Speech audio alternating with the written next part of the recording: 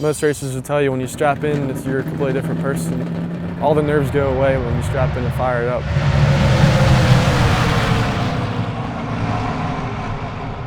When you say Daytona, people know what that is that don't even know what racing's really about.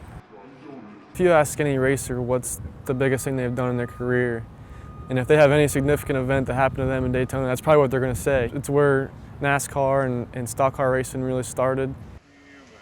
My stories kind of started racing four-wheelers, and it was just for fun, and then the safety issue got to be a factor, so I raced go-karts where I was, strapped in and safe and everything. And that was still for fun at first, but then once I actually started focusing on it, and then I ran third in a race, and I was like, man, I was pretty close to winning that one. I want to win one of these things. That was the initial point when I started to be a competitor. It made me want to be the best at it, not just finish second and third. When I finally got the opportunity to race the late model, that was a big break for us, and for me, something that I was thinking to myself, well, I made this work, so what am I going to do next? What's my next big goal? Ladies and gentlemen, your late model feature winner, Travis Braden. Come on around here, Travis. Let's get a couple words and some picture snaps and all that other good stuff.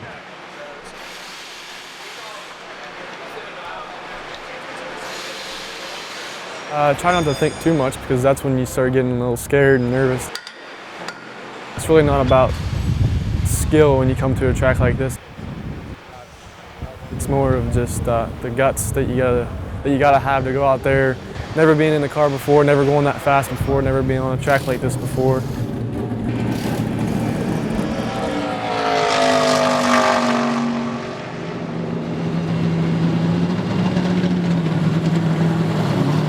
And to come out and get on the back straightaway, look down a mile to the next corner, and just get on it and shift wide open and just drive down there. You turn the steering wheel and you're fighting the wheel and you feel a little bit of sliding and you smell the rubber burning a little bit. And you really realize how fast you're going.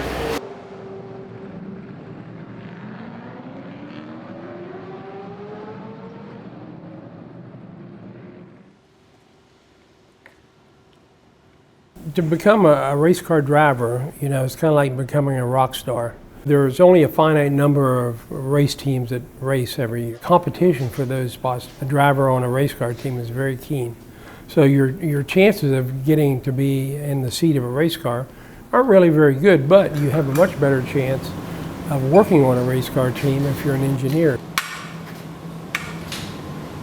And engineering is just a perfect fit with what I do, and it's just only going to benefit me to learn the knowledge I'm going to gain here through, like I said, the computer side of things, the technical side, the hands-on side, just the thought processes that you learn here. Introduce chapter 4. So we're going to start chapter 4 and you might. Even as an engineer, once I graduate, still being a driver is my priority.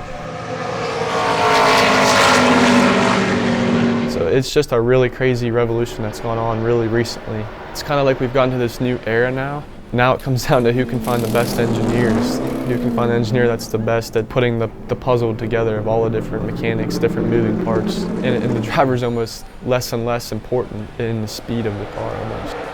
When I was a kid, it really wasn't my goals right off the bat to be a race car driver. I can see myself doing either thing, and there's not many people that could say I could be a driver or an engineer.